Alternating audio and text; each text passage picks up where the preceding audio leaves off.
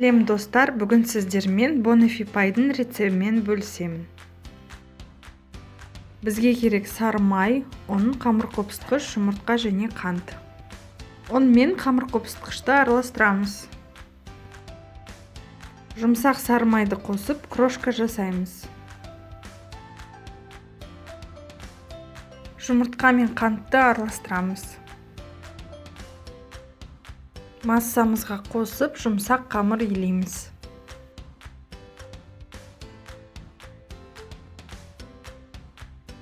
Дайын болған қамырды пищевой пленкаға орап, холодильникке 30 минутқа салып қоямыз. 30 минуттан кейін қамырды алып, видеода көрсетілгендей жайып, бортиктер жасап аламыз.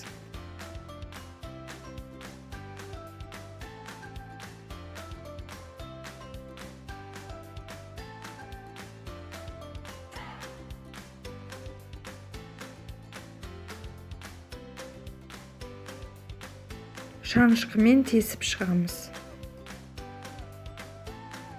Үстінен пергамент қағазын төсеп, горох, фасоль, кез келгенін саламыз. Үстінен басып, шеттерінен басып, қызып тұрған пеште 180 градусқа 20 минутта пісіріп аламыз. Бортиктер қызара бастағанда қамырды пештен алып, үстіндегі пергаментті алып тастаймыз. Тағы да пешке 10 минутқа қызарғанша пісіріп аламыз. Дайын болған қамырды сол формада суытып, толық суығаннан кейін формадан аламыз. Креміне барлық ингредиенттер салқын болуы керек. Сливкиді миксердің ең аз жылдамдығынан бастап миксерлейміз. Сливки осылай көпіргенде қантты немесе сахарный пудраны қосып, жылдамдығын жай көбейте бастаймыз.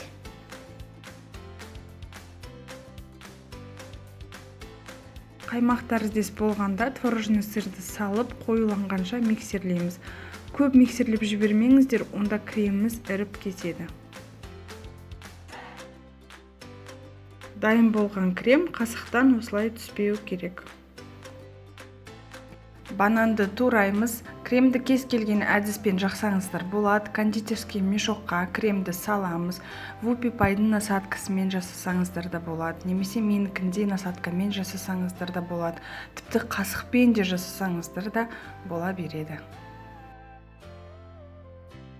Пирогымызды жинаймыз. Песочный формамыздың үстіне вареный сгущенкамызды жағып шығамыз.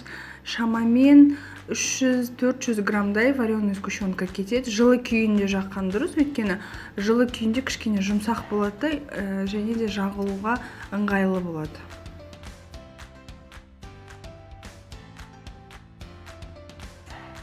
Келесі қабат бізде банан болады. Бананды осылай турап шығамыз.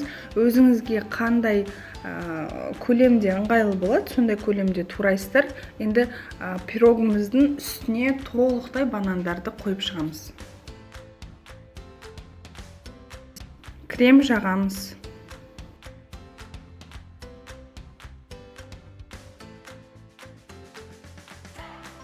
Пирогымыз дайын болды. Мен үстінен осындай посыпкалар сеуіп шықтым. Какао сепсеңіздер де болады, немесе басқа фруктылар қойсаңыздар да болады, немесе жай осылай крем жағып әдемілеп қойсаңыздар да болады. Енді осы дайын болған пирогымызды 2-3 сағатқа холодильникке салып қоямыз. Осындай әдемі Bonnefi пай пирогымыз дайын болды. Банан, вареный сгущенка, кремі, қамыры, енді барлығы бір-біріне керемет үйлеседі. Дастарханыңыздың сәнін келтіретін пирог. Дәмі де өте керемет. Тәтті, нәзік, жұмсақ. Қонақтарыңызға, үйішілеріңізге барлығына ұнайды деген сенімдемін. Жасап көріңіздер, лайк, подписка ұмытпаңыздар. Көп рахмет.